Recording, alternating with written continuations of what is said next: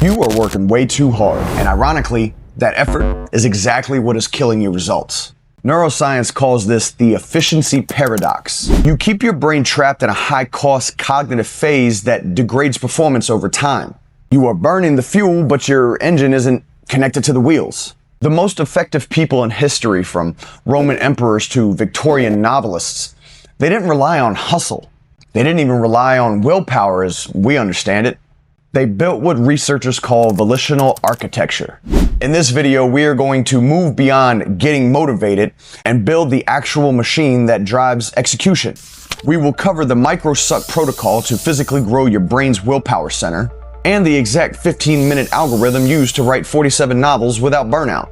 And then we'll finish with the WOOP Protocol, the only scientific method proven to fix the intention behavior gap that keeps 80% of people stuck in the dreaming phase. But first, we need to upgrade your hardware. Neuroscientists have identified a specific brain region associated with the will to live and tenacity, the anterior midcingulate cortex, or the aMCC. This area right here acts as a hub, connecting your body's energy levels with your motor planning. But here is the critical discovery found in superagers. The aMCC it's plastic. It can either grow or it can shrink. So here is the rule. The aMCC only grows when you do something you don't want to do. If you enjoy the hard work, it doesn't count. You need to introduce micro sucks into your day. Examples are cold exposure, maybe 30 seconds at the end of a shower, or, delayed gratification, wait 2 minutes before you check your phone. This isn't about misogynism. This is about what David Goggins calls callousing the mind. The feeling of friction isn't a signal to stop. It is the specific signal that the aMCC is growing. Now that you have the tenacity, how do you apply it? Most people set huge goals like, I want to write a book. This triggers the arrival fallacy. You get the dopamine spike from the idea, but when the work gets boring, the dopamine crashes. And to fix this, we have to look at Anthony Trollope. He wrote 47 novels while working a full-time job. He didn't focus on the book, he focused on the 15-minute block. His algorithm was absolute, 250 words in 15 minutes.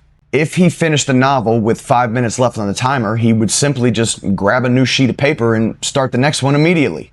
This utilizes the goal gradient effect on a micro scale. By creating a finish line every 15 minutes, you get a microdose of dopamine constantly. You aren't running a marathon, you are running a series of 15-minute sprints. This prevents the crash. Finally, we need to fix your software. You have likely been told to visualize success, right? But research by Dr. Gabriel Oettingen proves that positive fantasies actually lower your systolic blood pressure. They relax when you need to be alert. So instead, use the WOOP protocol. The most critical step is the second O. Obstacle. You must vividly imagine the internal obstacle that will stop you. Example, I will feel tired. Then you encode the implementation intentions. If I feel tired, then I will do 5 push-ups. This preloads the decision into your basal ganglia. When the moment comes, you won't have to use willpower. You just execute the script. This is volitional architecture. You are designing an environment where the work is the path of least resistance. You aren't relying on how you feel. You are relying on the system that you built.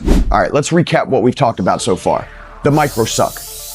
Do the unwanted tasks to grow the aMCC, also known as callousing the mind. The Trollope block. 15-minute sprints to hack the dopamine. The WOOP protocol. Implement the if-then scripts to automate reaction.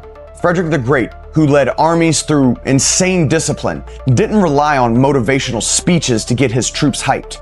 He relied on drill and precision. He understood that discipline equals freedom. When you automate the discipline, you free your mind to be able to focus on the art. Now, you have the architecture to do the work. But even with the perfect system, there is an invisible script in your head that can sabotage everything if you don't rewrite it. And I will cover that and break that down all in the next episode.